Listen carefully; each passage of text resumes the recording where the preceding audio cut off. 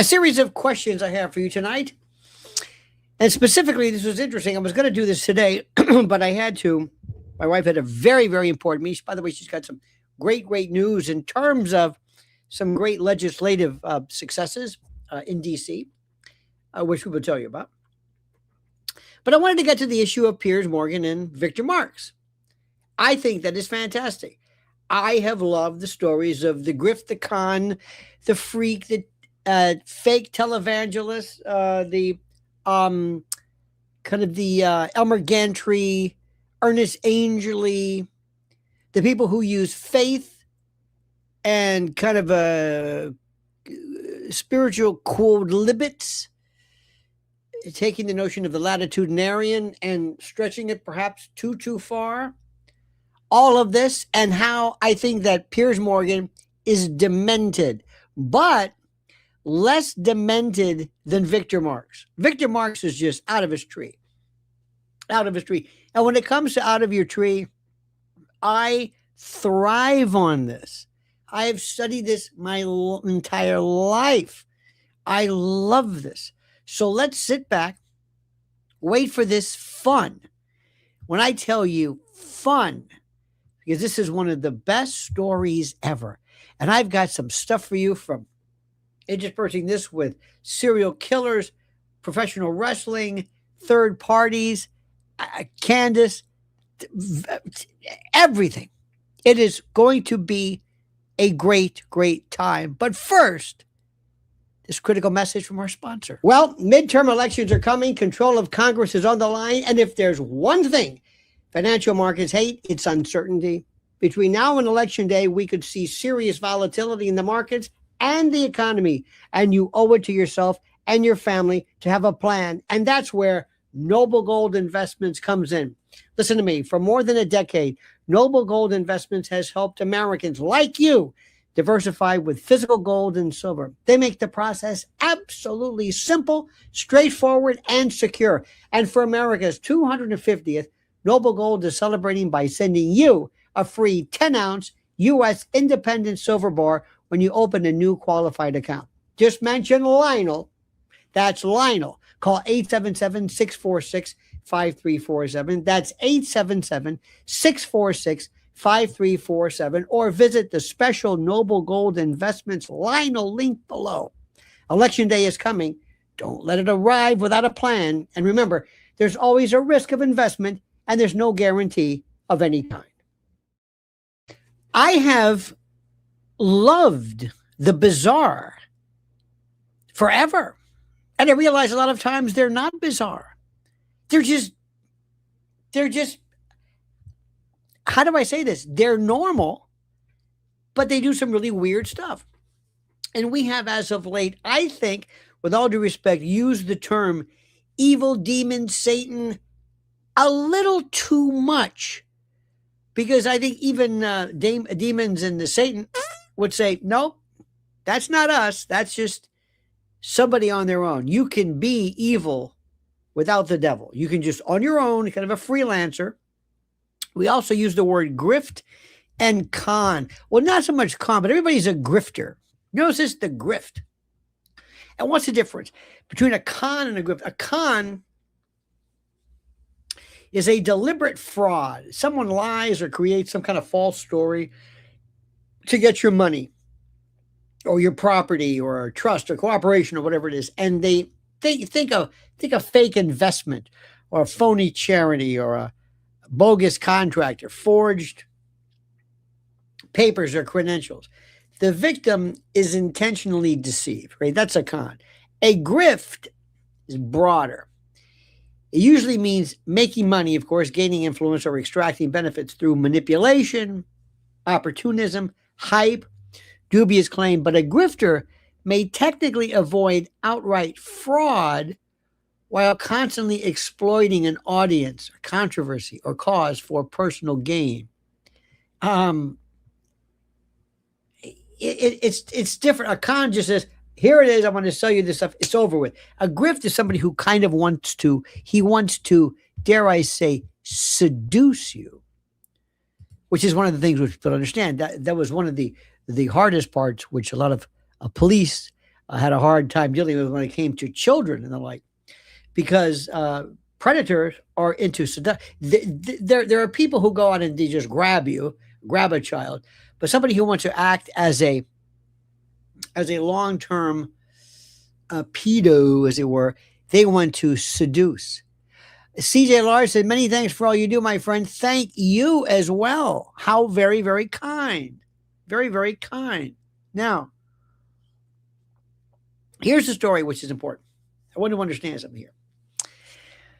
Piers Morgan, as you know, is a buffoon. He is a Brit who, for whatever reason, thinks that he is going to con you because of his British accent. And many, many people think he's smarter because of a British accent. I don't know why. You know it's true. I know it's true.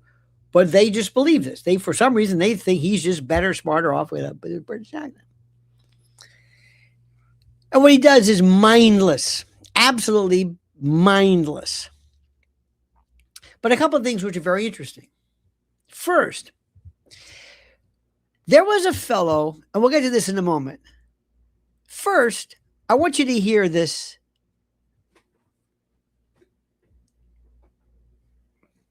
Before we talk about Marx, let me show you something. This, do you know who this is? This is I don't want to say my favorite. I don't say favorite because I don't like this person at all. But this is one of the most interesting serial killers of them all. They all have their own things. But this is Bernard Giles. And Bernard Giles, or Bernard, as Piers says, this fellow in like 5-6 months did all of his killing. Now I want you to look at him. Does he look like a bad dude? Does he? I mean, he looks kind of like a Jesus type. You know what I mean? Doesn't he look like a? Doesn't he just look like he looks like a hippie sort of a thing? This is in 1973. He was sentenced to a bunch of different life. He hit 5 girls and women. He is a serial killer, rapist of 5 girls, and he did this in, I think, it was the quickest turnover, 5 counts. I think it was. What makes him interesting was how fast it was. Let me see. It was very right. So the first one was September of 73, September through November. This is 2 months. Basically 2 months. 1, 2, 3, 4, 5 women in 2 months. It's unheard of. This is not it. To look at him, I just want you to look at his face. Does he look like a killer? You're going to say, yeah, but no. He could be a guy who was a roadie. Doesn't look like anything in particular. What he said, which is the most interesting, this is a part that gets me. Piers asked him, he said, what do you feel? What did you feel? He said, very stimulated, very provoked. I mean, and then he says, this did it. He says, what is your passion in life? What is the thing you like to do more than anything else? And you're doing it. And you are so there. You can almost see the atoms vibrating. Wow. And I got it. I understood. And I understood what he was trying to say. That's why he did it. That's his deal. Now, let me show you something. This, Piers Morgan, remember, he did his serial killers.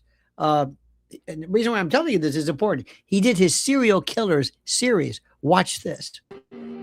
It's very, very hard to get past what I know that you did to these girls. There he They're is. known as serial That's him. killers. This is the most famous murderer you've never heard of. This is Bernard There Giles. is almost always a pattern to the killing. Look at him now. Look at These that. people normally don't stop. 20 killings. 8 murders, 15 human bodies. I saw these women as objects. Are you proud of the label serial killer?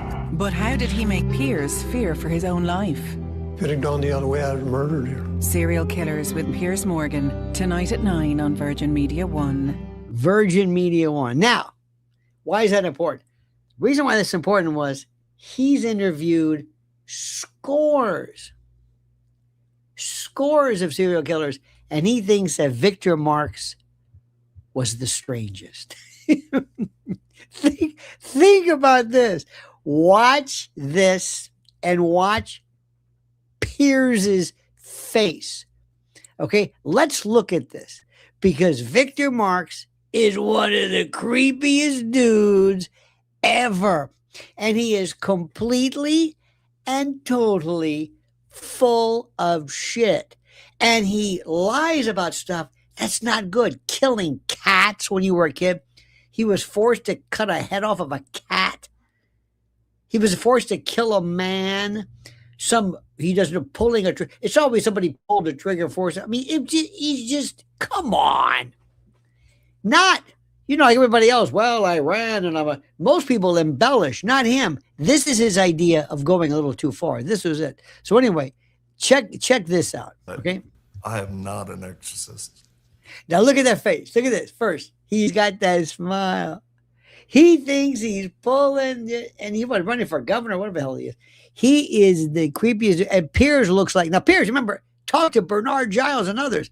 And he said Victor Marx is some of the weirdest people he's ever met. Now watch this. I find this fascinating. Okay, let's do this again. I am not an exorcist. See, he's doing this phony thing. You know who doesn't laugh like that too? Laura Loomer. Laura Loomer does it when she talks. She does the fake interposition of the laugh to appear. I'm normal. Listen to her. It is whoa. All right. Now look at Piers. Piers looks like he's going to throw up.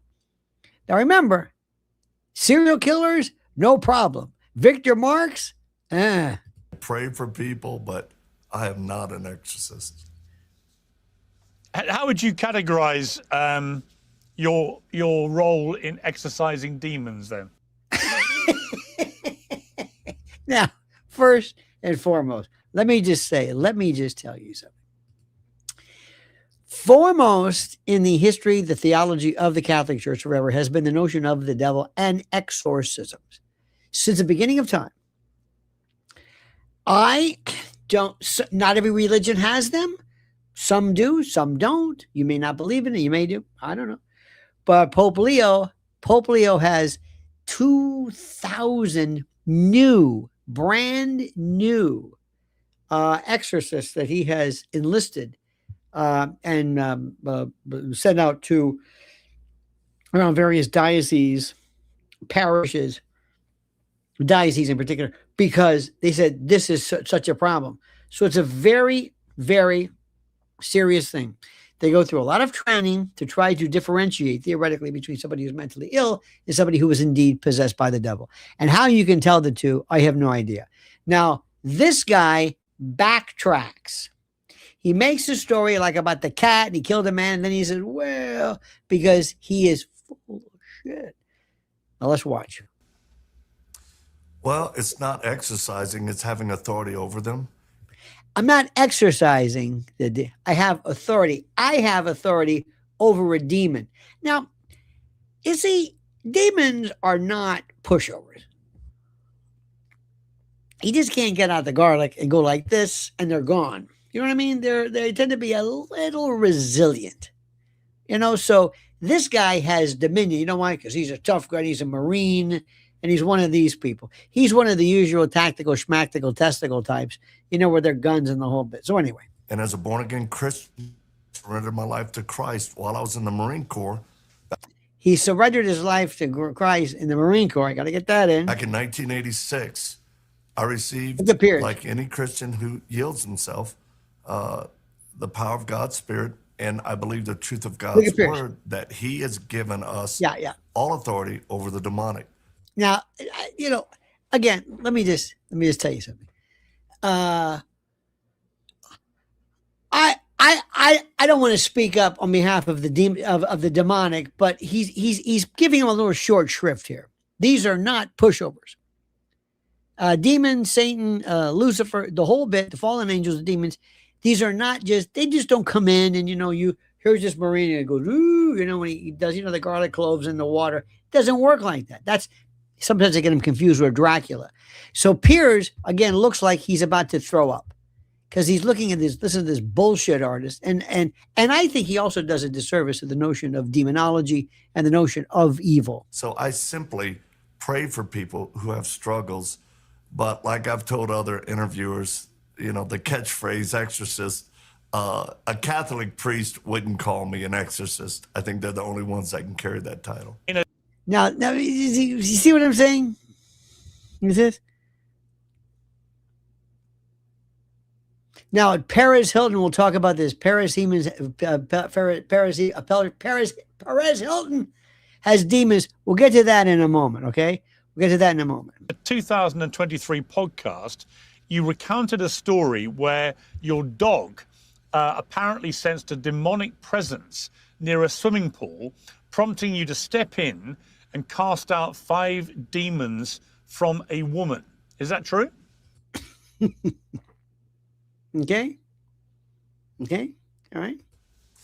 I would say it's not characterized correctly, but let me ask you this for context. Do you personally believe in evil? He always changes the subject. Well, do you believe him? Well, do you believe that people do bad things? There's nothing to do with what we're talking about. So it's not, see, because he realizes he's stuck because he's got to live this down. He went into a dog, said, hey, that lady's got the demons. The dog told him. As a Catholic? Sure. Okay. So I do believe animals can sense things in people or evil spirits. I do believe that. Why? But I have a trained canine who was tracking on a fella and a young lady across the way. I never stepped into the water, but I actually visited with them. I just walked over, started conversation. And it eventually led to me asking this young woman, hey, do you want prayer for anything? Because I pray for people all the time. And she actually broke down in tears and said, yes, I really need prayer. So I prayed for her. And we do believe there were 5 demonic assignments against her. And when we were done, which was a short time, there's nothing drastic. There's nothing Hollywood. It's just me praying for someone. How do you know there's 5? She felt relief, and that was great. And I went back to the other side of the pool with my dog. Later, as I thought about it, I wonder if my dog picked up that this woman was oppressed by evil. How did you know? Look up here. I mean, it's a pretty extraordinary thing. And then a pretty extraordinary power that you appear to think you have. And it is, with all due respect, that is exorcism, what you're talking about. So why would you quibble with the characterization that you're an exorcist? If you're going around removing demons from people, you're an exorcist, aren't you?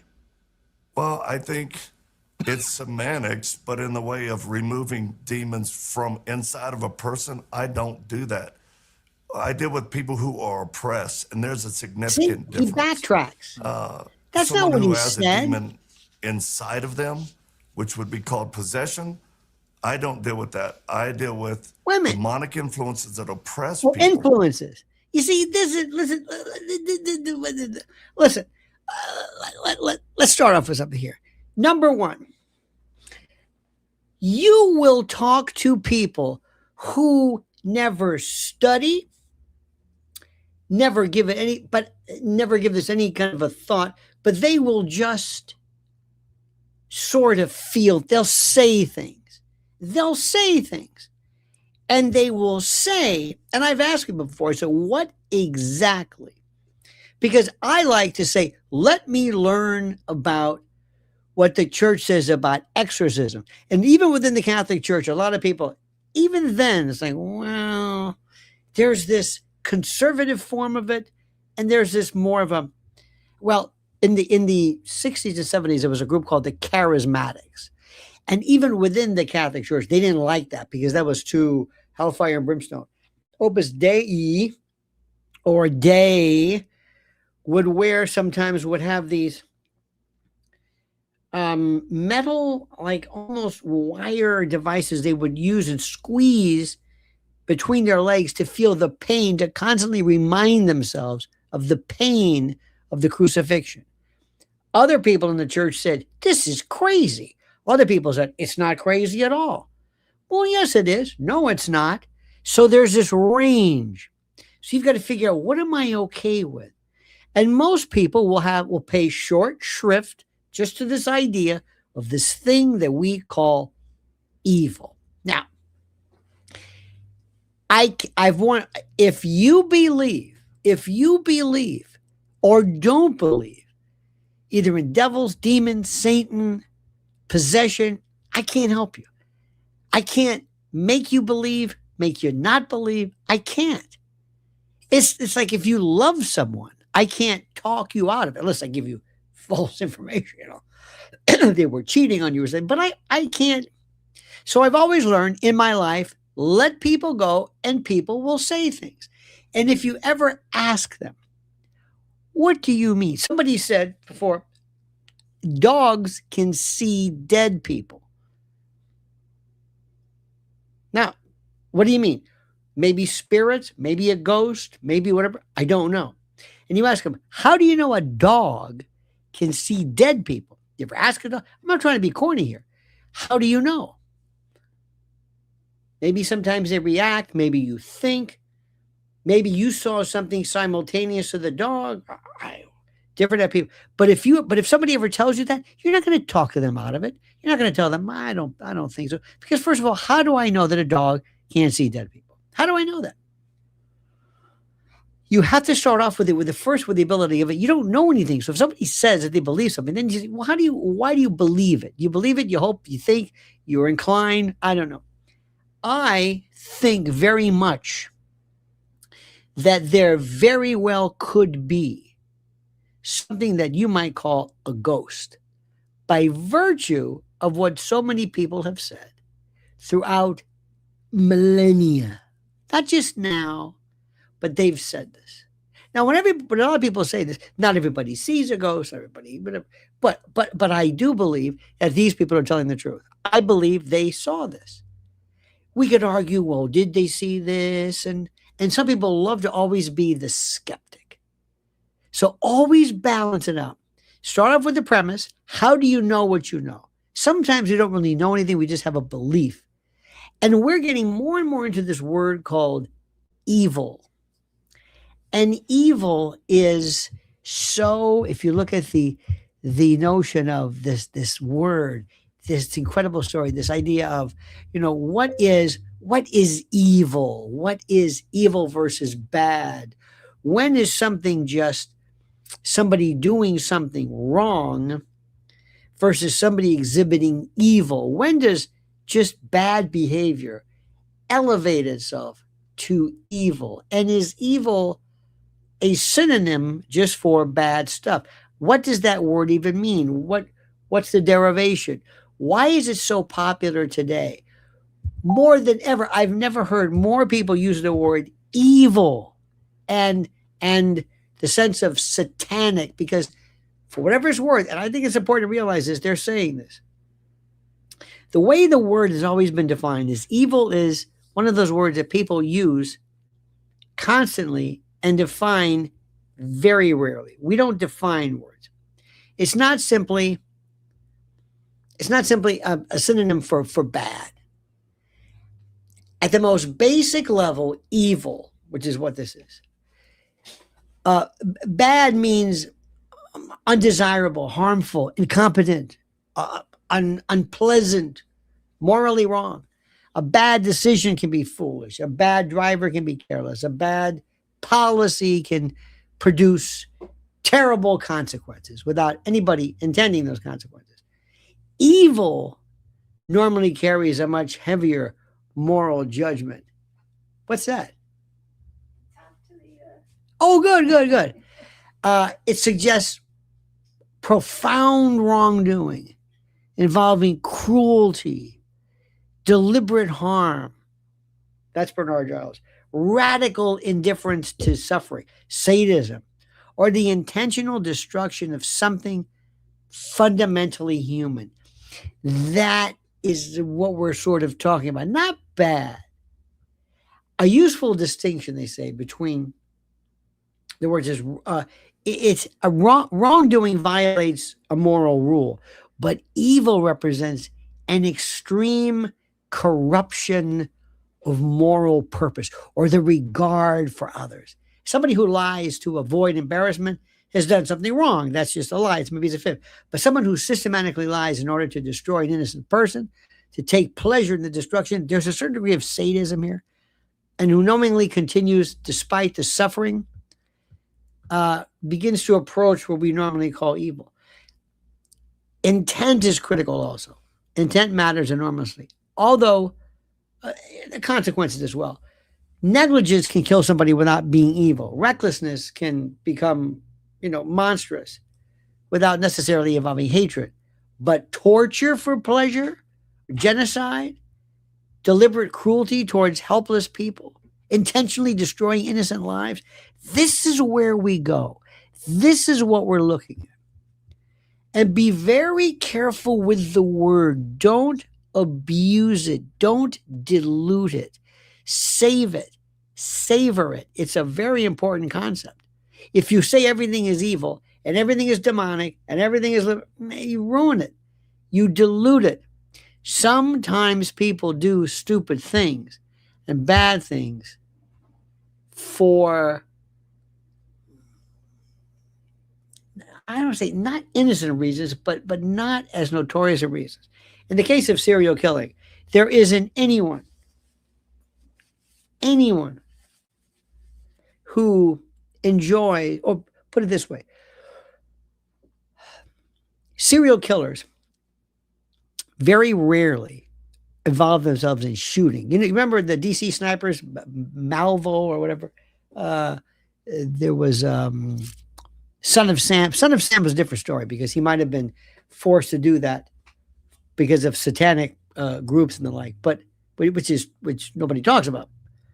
But the evil part we're seeing more and more of. Let's talk about genocide. This is the word nobody wants to talk about. Nobody wants to talk about this. I always say, you want to talk about evil? Let's do. What about war? What about destruction? What about fostering? What about helping somebody? If you know somebody, a serial killer, wants to prey upon some woman, and you pick up the phone and you call them and tell them when nobody's home, or when the woman's home by herself, or where they left the key, you're aiding and abetting that. You are probably, certainly under the law, under the accomplice statute, you're as guilty as somebody who actually did this. What do you think about a country that provides the weapons that theoretically involves genocide? People don't want to go there. They go, no, that's politics. That's not what I'm talking about. Do you ever think that politics is demonic? Do you ever think of that? I will never understand how anybody right now during World War II, say what you want, and people who talk about Holocaust denial, if you deny it, if you think it is just some kind of a, some people can say, well, the exaggeration. I'm not talking exaggeration. Denial means it never happened. But how do you think about somebody who says, this is part of my goal, and gets a country to go along with it? So what about the people of Germany? Are they themselves evil? Are we evil? Are banks evil for having allowed this? What about the machinery and the chemicals and the aeronautics industries that allow for the place? Do you really want to go with this? What is really evil? Let's really go for this. Don't go for the easy stuff. Let's ask yourself, what do we really mean by this? Is it possible for us to be, now remember, they will say that the reason why they're doing it is for a greater good.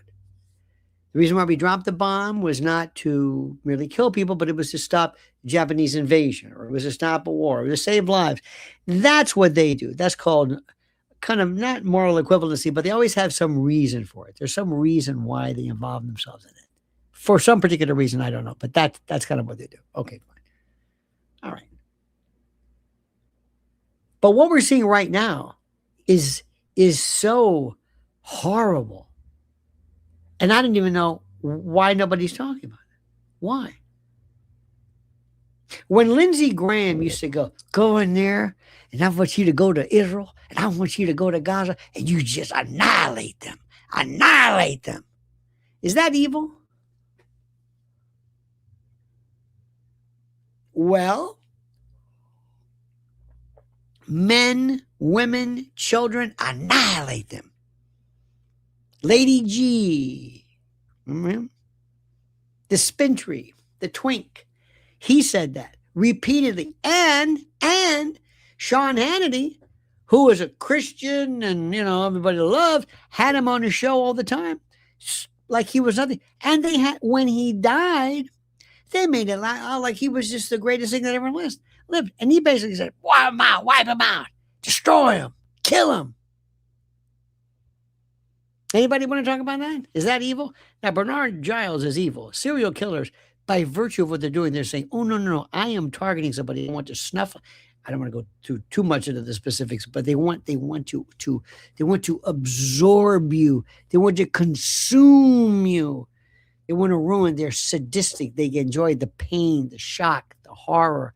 These people, this is what you would call evil. Now, if you want to say, was this the devil? I don't know. That's up to you.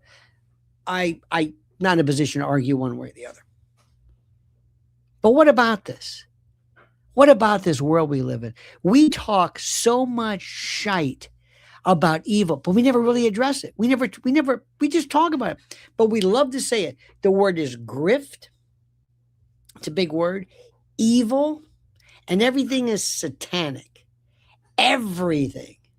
I don't believe so. And I understand the rules of it. Sometimes there are people that say, no, you did this.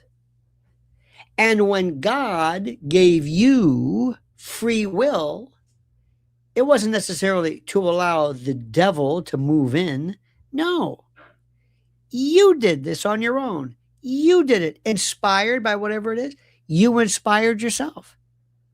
The devil's not responsible for everything. You're responsible. You did it because you can be evil on your own. Now, you can argue whether somebody's evil because of something that happened to them, bad people, hurt people, and that kind of thing. Okay, fine. But let's really get into this stuff. I really want to know about this. People we are, and I see the cliches all the time. First of all, when you don't have a lot of room to talk, you can't explain yourself. So you have to use emojis and reference, and you have to say certain things, certain quotes, certain references, certain phrases to indicate. It's called a shibboleth, to use a phrase or something that other people will understand. That's important. That's critical. You're saying something in a way that people will understand. You're using the word, you're using the etymology, you want them to know you know what you're talking about. And we say this constantly. We say these things, and everybody thinks they're right. See, right now we're in the middle of something very, very explosive. Very, very explosive. And you know what's freaking people out big time, is this. This is freaking people out like you cannot believe. And there's Massey and Kent, and there's MTG, and there is Tucker. Wonder where Mrs. Tucker was. I guess she wasn't there. But anyway, but there it was. And this is driving these people nuts. Now let's talk about Perez Hilton. Okay? Now, you're going to say demons, right? Because, and by the way, I just want to say something before I forget, and I don't want to forget. We want to say, God bless you, Dory Funk Jr., NWA champion. I was 11 years old when I saw him at Fort Homer Hesterly Army with my dad. Saw him win the title against Gene Kaninsky. He was great. Dory Funk Jr., as it were. Now, let's talk about Perez Hilton. What do you think that is? What do you think that is? Is it mental illness? Is it mental illness? Of course. Anytime you do something where you're trying to hurt yourself, harm yourself, and then you're broadcasting it, you're broadcasting your suicide or self-harm, is it old-fashioned mental illness? Or is it somebody who was so involved in this world of, what's the word? Everything is a production. There are people that I know, maybe you know them too. They can't eat. They can't go out to eat. They can't do an event without taking a picture of it. It does not exist unless there is an audience for it, whatever it was. You get tiramisu, you go out to, but he can't do anything without you seeing it, without you seeing it. Now, people will say a lot of things too. What do we say? It's a call for help. Demons. I don't know if it's evil if you hurt yourself. Self-harm.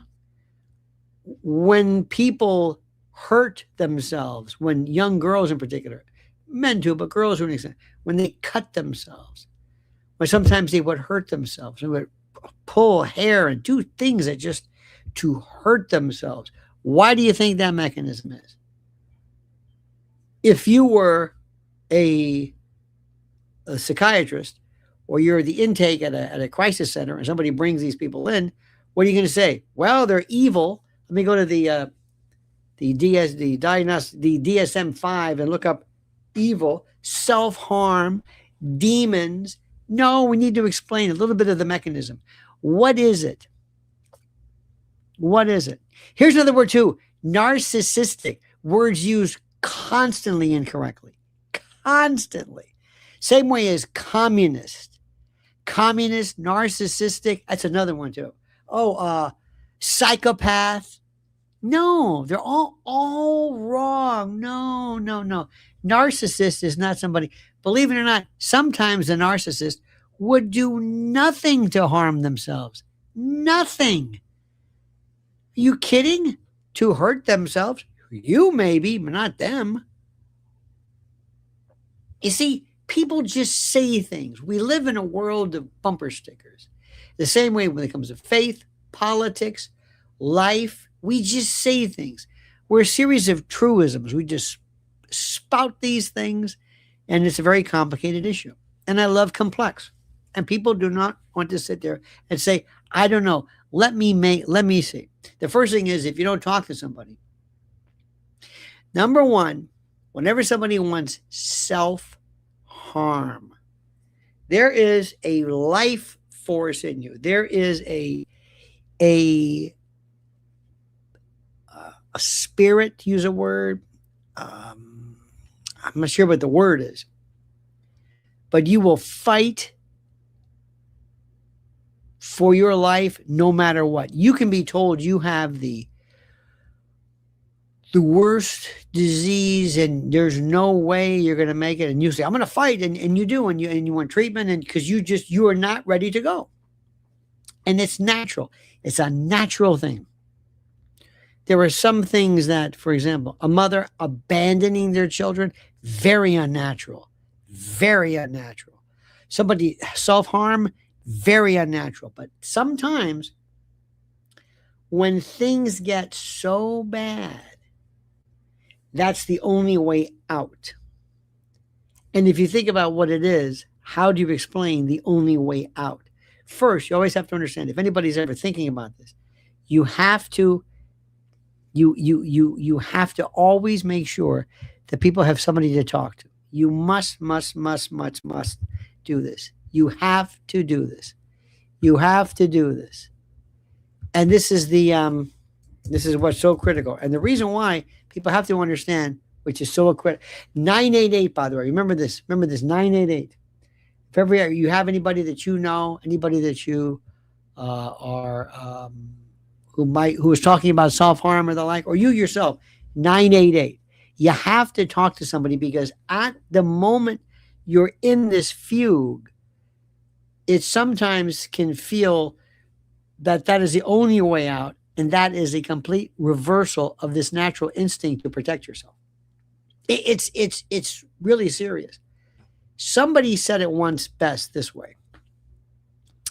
Imagine that you are, like in the case of 9/11, in the buildings when the fires were coming. Some people looked and they realized, I can't leave. I'm at the corner. I'm at the edge.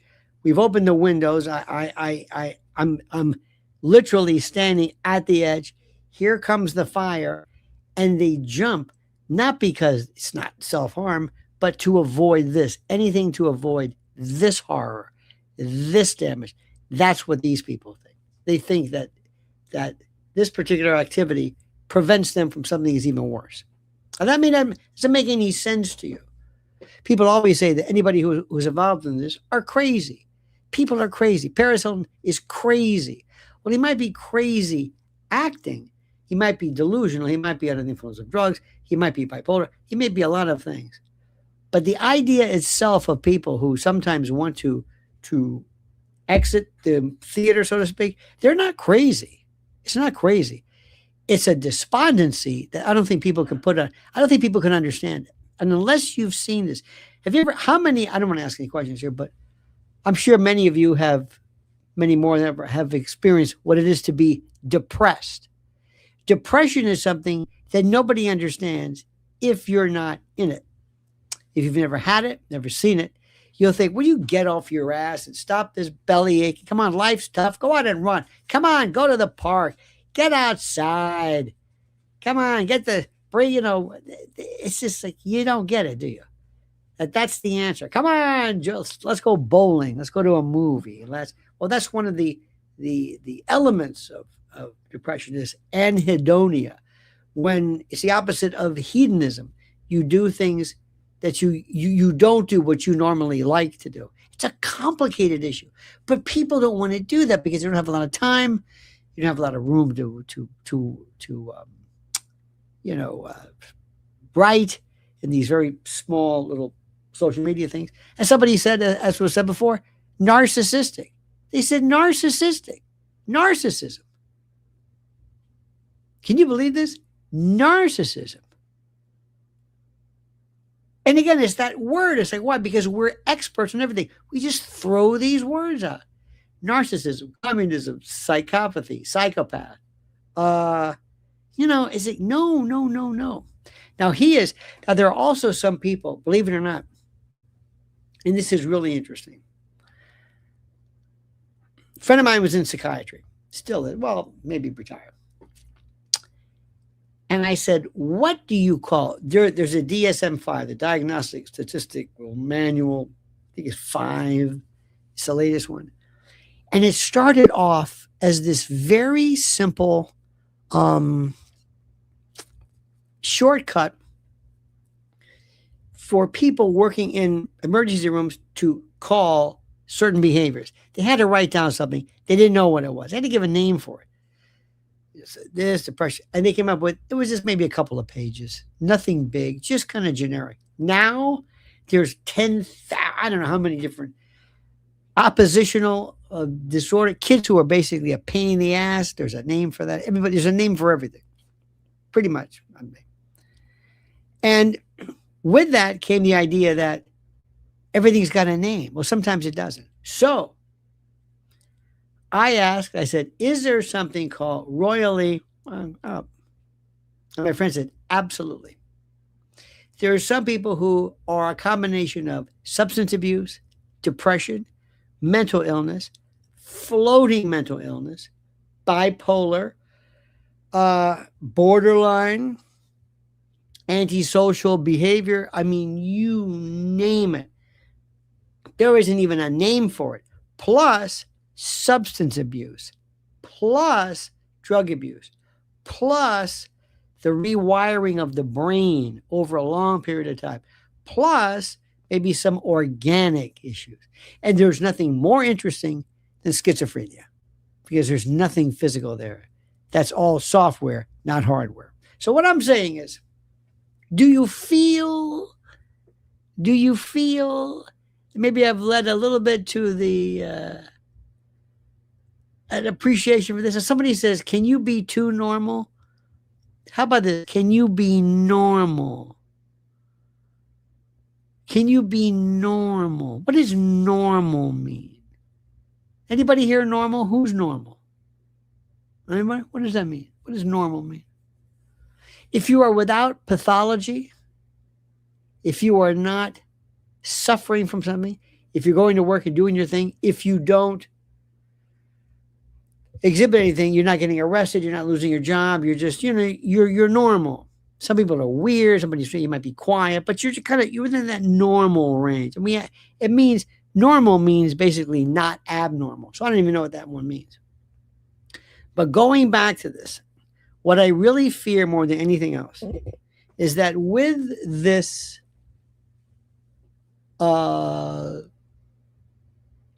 desire to appreciate evil and Satanism, there have been people in the past who were basically schizophrenic and going through psychotic fugues.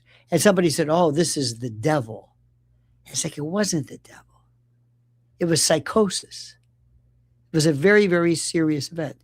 And there's some medications with, if you apply it, if you do certain things, some of them are very, very tough. And I'm not an expert, but I know that initially you want to do something, at least you want to wait until you want to get as close to the first episode as possible.